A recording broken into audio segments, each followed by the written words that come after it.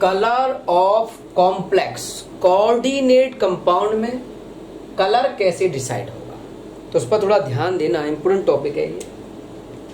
सबसे पहले पॉइंट है, मान लो ये आपके पास है डी ऑर्बिटल और ये लेवल है आपका T2G लेवल, और ये ऊपर वाला लेवल है EG लेवल, ये हो गया EG लेवल। ओके, अब ध्यान सुनना है, मान लो आपके पास यहां इलेक्ट्रॉन बैठा है, तो ये कोऑर्डिनेट कॉम्प्लेक्स में कैसे कलर डिसाइड होता है वो हमें समझना है। मान लो हमने कोई लाइट डाली कंपाउंड पर, तो लाइट का कुछ हिस्सा तो ये एब्जॉर्ब करता है, लाइट का कुछ अमाउंट इस इलेक्ट्रॉन के द्वारा एब्जॉर्ब किया जाता है, तो एब्जॉर्ब ऑफ लाइट, जो लाइट को इसने एब्जॉर्ब किया है उस लाइट की वजह से ये इलेक्ट्रॉन जंप करके यहां आएगा, यहां से ये इलेक्ट्रॉन जंप करके यहां आएगा, इसे बोलेंगे हम एक्साइटेशन। एक्साइटेशन में गया तो यहां से ये इलेक्ट्रॉन लाइट की एनर्जी को एब्जॉर्ब करके एक्साइटेड हुआ, एक लेवल से दूसरे लेवल में वो गया, तो इसे बोलते हैं डी ट्रांजिशन।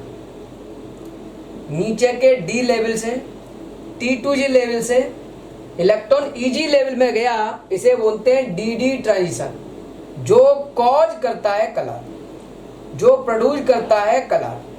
तो डी ट्रांजिशन होना चाहिए पहला केस। लाइट का जो हिस्सा शेष बचा रह गया उसे हमने नाम दिया रेस्ट लाइट, बची हुई लाइट, इसको हम नाम देते हैं ऑब्जर्व लाइट। ऑब्जर्व लाइट, ये ऑब्जर्व लाइट डिसाइड करती है कलर ऑफ कॉम्प्लेक्स को। डी ट्रांजिशन भी डिसाइड करेगा, पहला कंसेप्ट। दूसरा concept rest light, observe light भी कॉम्प्लेक्स के कलर को डिसाइड करता है। और कौन डिसाइड करता है? तीसरा फैक्टर, डी में 1 से लेकर डी में 9 इलेक्ट्रॉन तक अगर हैं तो डी ट्रांजिशन पॉसिबल है। सुनो ध्यान से जो मैं बोल रहा हूं, 1 से लेकर 9 तक इलेक्ट्रॉन अगर होगा तो ये कॉम्प्लेक्स कलर्ड होंगे। अगर डी 10 भरा होगा तब कॉम्प्लेक्स कलरलेस होगा। तो डी के अंदर कितने इलेक्ट्रॉन हैं ये भी डिसाइड करेगा कि कॉम्प्लेक्स कलर्ड होगा या कलरलेस होगा। दूसरा पॉइंट, मान लो कोई एनहाइड्रस कॉम्प्लेक्स है, एनहाइड्रस सॉल्ट है, जैसे CuSO4। एनहाइड्रस सॉल्ट का मतलब इसके साथ लिगेंड नहीं जुड़ा है, इसके साथ लिगेंड एब्सेंट है, लिगेंड नहीं जुड़ा है, लिगेंड एब्सेंट है। तो जितने भी एनहाइड्रस सॉल्ट होते हैं उनमें लिगेंड नहीं जुड़ा होता है, तो हम यहां कहते हैं डी ट्रांजिशन नॉट पॉसिबल। यहां डी ट्रांजिशन पॉसिबल नहीं है, तो ऐसे कॉम्प्लेक्स कलरलेस ही होते हैं। ऐसे कॉम्प्लेक्स को हम कलरलेस मानते हैं। तो फोर्थ फैक्टर हो गया, अगर एनहाइड्रस सॉल्ट होगा तो उसमें डी ट्रांजिशन नहीं होगा और वो कलरलेस माना जाएगा। फिफ्थ फैक्टर होता है हमारे पास लिगेंड की प्रेजेंस। अगर लिगेंड प्रेजेंट है तो लिगेंड होगा दो तरह का, वीक लिगेंड या फिर जुड़ा होगा स्ट्रॉन्ग लिगेंड। या तो वीक लिगेंड जुड़ा होगा या फिर जुड़ा होगा strong ligand. Okay, week ligand वो होते हैं जिनकी क्रिस्टल फील्ड स्प्लिटिंग एनर्जी कम होती है, ये दोनों के बीच का जो गैप है वो कम होता है यहाँ। और स्ट्रॉन्ग लिगेंड में क्रिस्टल फील्ड स्प्लिटिंग एनर्जी ज्यादा होती है, ये गैप ज्यादा होता है। तो इससे भी डी ट्रांजिशन पर फर्क पड़ेगा। तो इससे डी ट्रांजिशन पर अफेक्ट होगा। सोचो अगर ये गैप कम है तो इलेक्ट्रॉन जल्दी जंप कर जाएगा, अगर ये गैप ज्यादा है तो इलेक्ट्रॉन जंप नहीं कर पाएगा। तो वीक लिगेंड जुड़ा है या स्ट्रॉन्ग लिगेंड जुड़ा है, इस बात का भी कलर पर अफेक्ट आएगा। तो यहाँ कलर डिफरेंट हो जाएंगे। अगर वीक लिगेंड जुड़ा हुआ है तो कलर कंडीशन अलग होगी, स्ट्रॉन्ग लिगेंड जुड़ा है तो कलर की कंडीशन अलग होगी। अब थोड़ा डिटेल में समझते हैं एग्जाम्पल से। हमारे पास ये एक क्वेश्चन है, जिंक NH3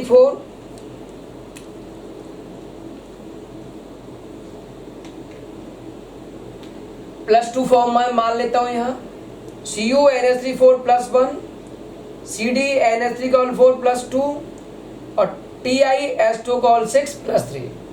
यहां जब इसका ऑक्सीडेशन नंबर चेक करोगे जिंक का, तो जिंक का ऑक्सीडेशन नंबर है +2।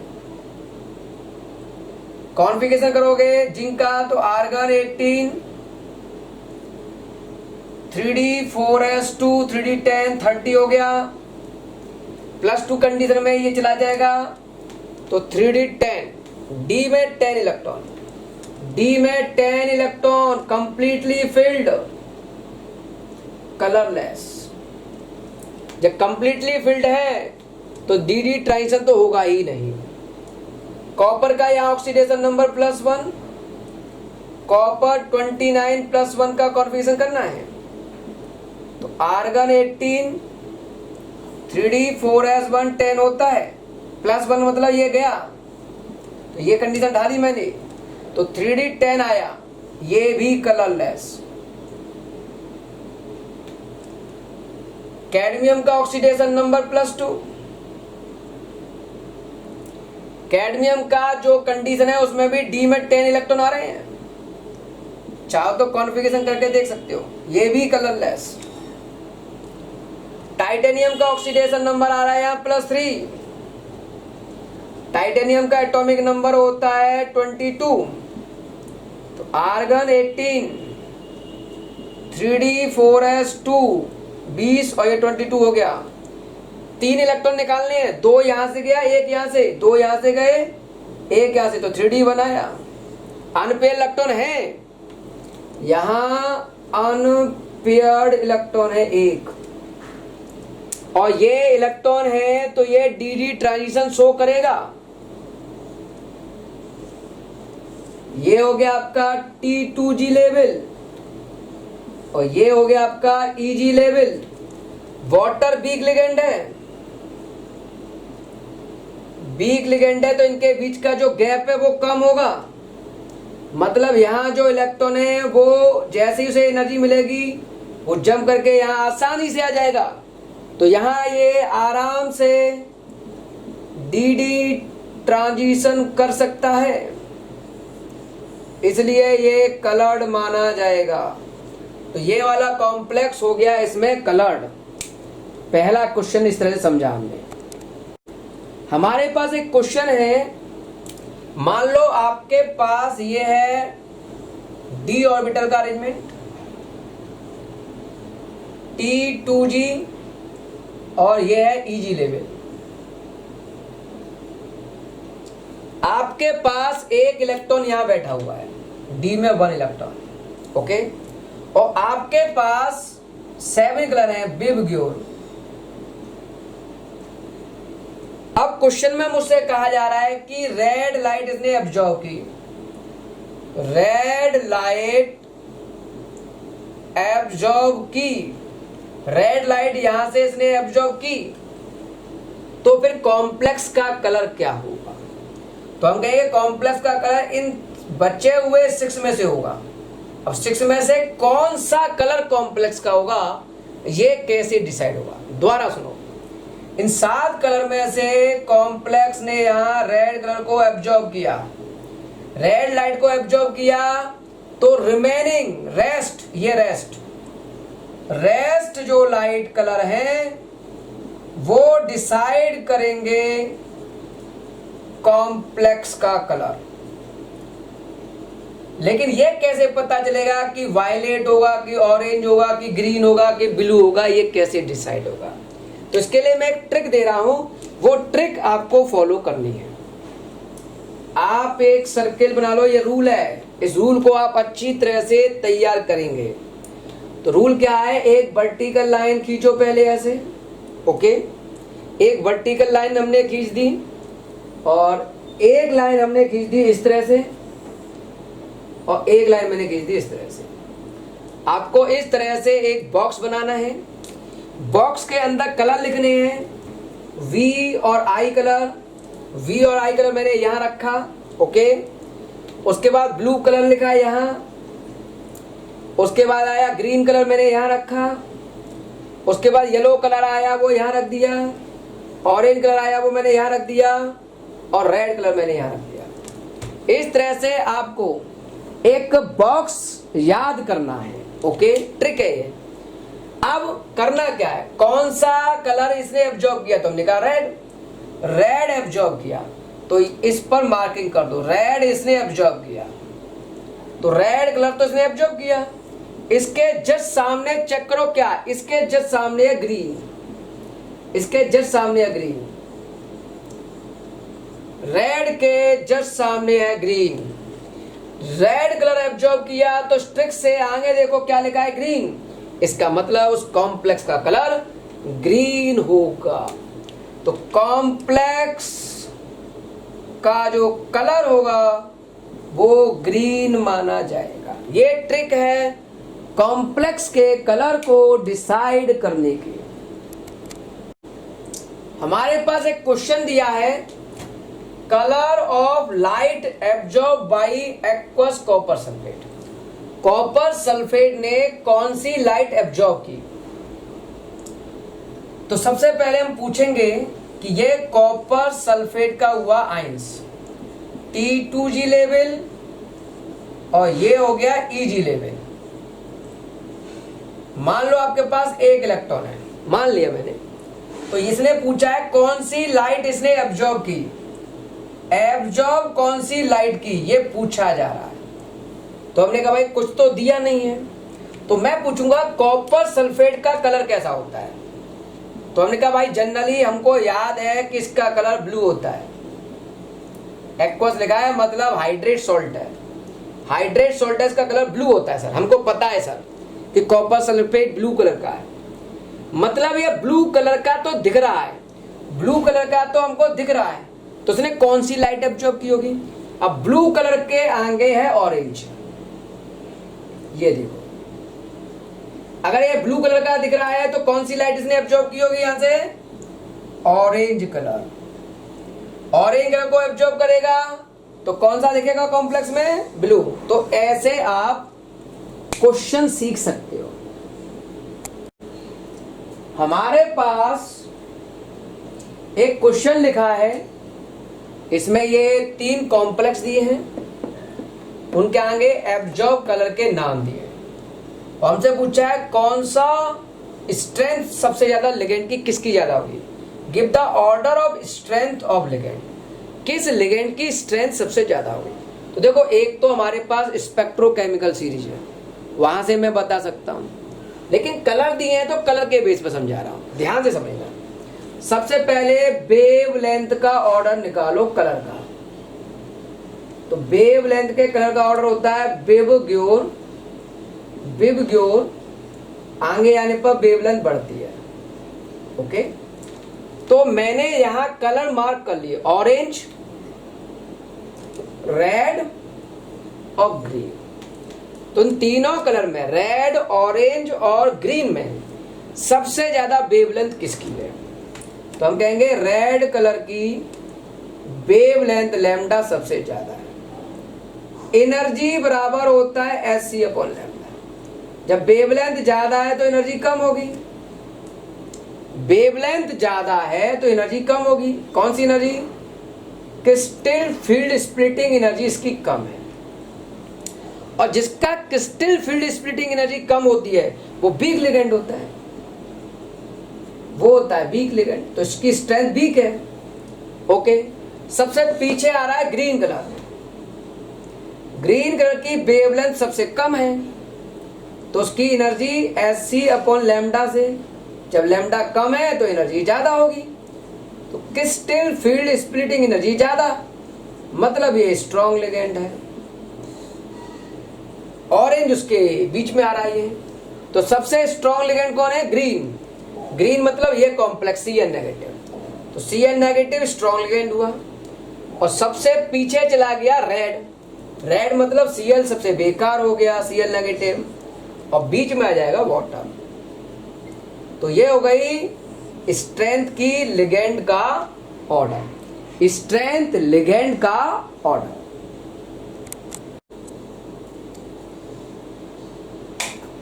हम यहां बात कर रहे हैं स्टेबिलिटी कंसेप्ट की। कोई कॉम्प्लेक्स कितना स्टेबल होगा ये किस बात पर डिपेंड करता है? पहला फैक्टर है beta is equal to 1/KI। यहां बीटा कहते हैं हम स्टेबिलिटी कांस्टेंट को, स्टेबिलिटी कांस्टेंट। यहां बीटा कहते हैं हम स्टेबिलिटी कांस्टेंट को, और KI कहते हैं इनस्टेबिलिटी कांस्टेंट। इनस्टेबिलिटी कांस्टेंट कह लो, इसका एक और नाम हम बोल देते हैं, वो है डिसोसिएशन कांस्टेंट। Dissociation constant. अगर आप चाहते हो स्टेबिलिटी ज्यादा हो कंपाउंड की, तो इनस्टेबिलिटी कांस्टेंट की वैल्यू लेस होनी चाहिए और स्टेबिलिटी कांस्टेंट की वैल्यू ज्यादा। अगर बीटा ज्यादा है या KI कम है तो स्टेबिलिटी ज्यादा हो। पहला फैक्टर तो ये हो गया। सेकेंड फैक्टर जो हम कह रहे हैं, एलिमेंट का ऑक्सीडेशन नंबर निकालो। क्या निकालो? Oxidation number. जिसका ऑक्सीडेशन नंबर ज्यादा होगा उस एलिमेंट की स्टेबिलिटी ज्यादा होगी, या जिसमें अनपेयर्ड इलेक्ट्रॉन ज्यादा होंगे उसकी स्टेबिलिटी ज्यादा होगी। थर्ड फैक्टर है हमारे पास basic nature of ligand. Basic nature of ligand. Ligand जितना अधिक बेसिक होगा स्टेबिलिटी उतनी ज्यादा होगी। फोर्थ पॉइंट जो डिसाइड करेगा स्टेबिलिटी को वो है चिलेटिंग लिगेंड। अगर लिगेंड, ये सारे फैक्टर फेल हो जाए तो चिलेटिंग लिगेंड देखेंगे।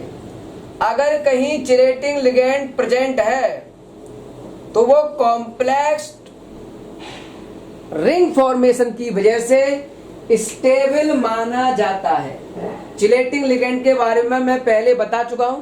ये रिंग का फॉर्मेशन करता है जिसको चिलेशन कहते हैं, और उसकी वजह से इसकी स्टेबिलिटी ज्यादा होती है।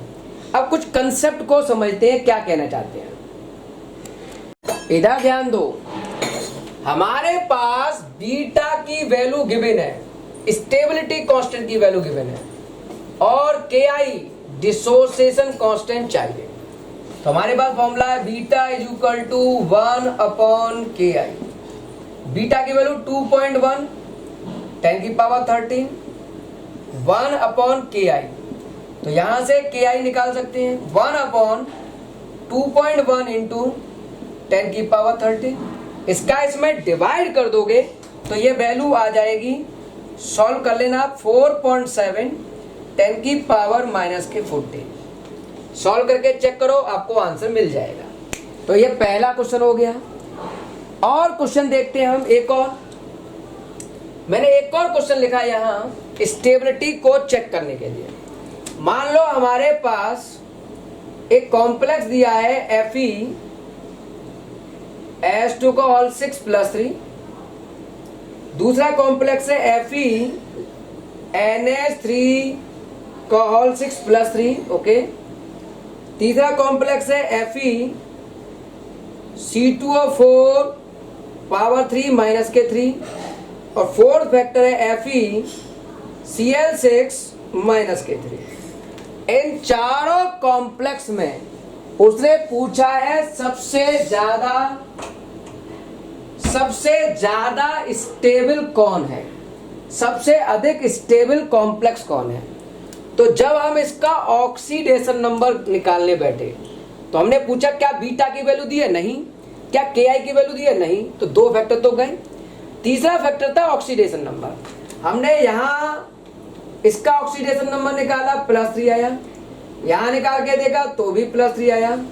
यहां निकाल के देखते हैं तो भी +3 आ रहा है, और यहां निकाल के देखते हैं तो भी +3। तो ऑक्सीडेशन नंबर सब में सेम है।